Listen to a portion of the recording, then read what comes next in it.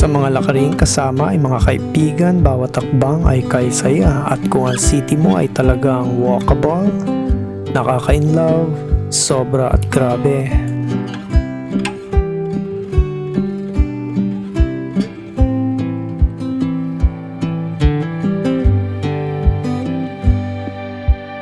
Pero kung ang city mo ay ganito, saan mo kaya itatapak ang iyong mga paa? Kung ang bangketa ay okupado ng mga kung ano-ano, may gana ka pa bang maglakad upang pumaroon at pumarito at kung saan-saan?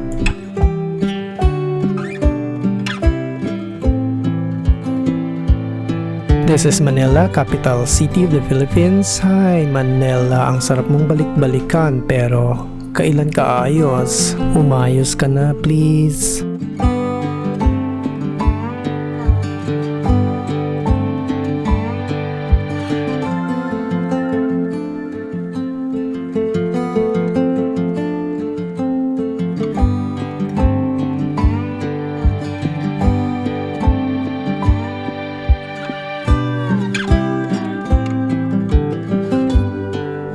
Ano nga ba mga qualities ng isang walkable city? Charming, clean, lovely, sweet-smelling. Tara, bisitahin natin ang isang walkable city na nasa loob ng Metro Manila.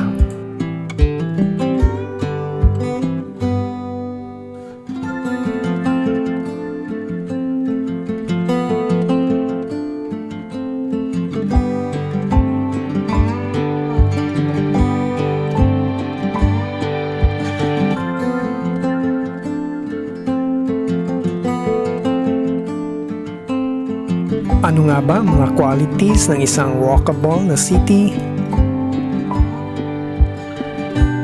Una, may maayos dapat na sidewalk, pantay, sementado.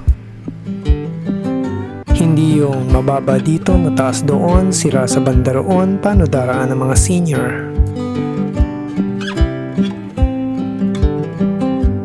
Pangalawa, interconnected dapat ang mga sidewalk ng bawat barangay, uniform at consistent. Ang city administrator ang dapat na nagme-maintain sa mga lakaran at hindi dapat ito ipinapagalaw sa mga barangay.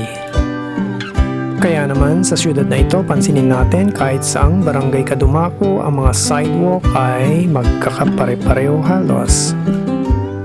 Pantay, malinis, maayos, sementado, mabango, wow! Ang disiplina ay nag-uumpisa sa bangketa, yan ang paalala ni Mayor Bayani Fernando. At kung masusundan ni Yorme yan sa Maynila, magaling. Pangatlo, ang isang walkable city ay dapat citywide, hindi yung walkable dito sa barangay na ito. Pagdating mo sa kabilang barangay ay unwalkable. Like for example sa Makati, walkable sa Makati CBD, pero pag lumabas ka ng Makati CBD, wala na. Bako-bako na o kaya wala nang dadaanan ang iyong mga paa. Dumako ka naman sa Taguig, walkable ang BGC, pero pag lumabas ka ng BGC, wala na. Barado na ang lahat ng mga sidewalk at nabalahura na. Pumunta ka ng Pasay, Parañaque, Muntinlupa, Quezon City, Mandaluyong, lahat very similar. Walang daraanan ang iyong mga paa. At kahit lumabas pa tayo ng NCR, ang mga cities natin sa buong Philippines, ay hindi mapapantayan ang city model natin. Salamat nga pala sa mga subscriber ng channel na ito. Sobrang layo ng ating lalakbayin sa mga darating na panahon. Siya nga pala ang nakikita nyo sa video right now ay ang administrative offices ng Marikina. Maayos, malinis, organisado at syempre very walkable.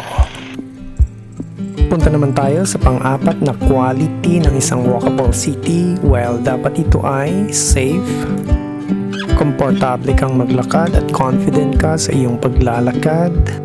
At syempre, pagsapit ng gabi, may mga ilaw dapat sa daraanan mo. Ang saya.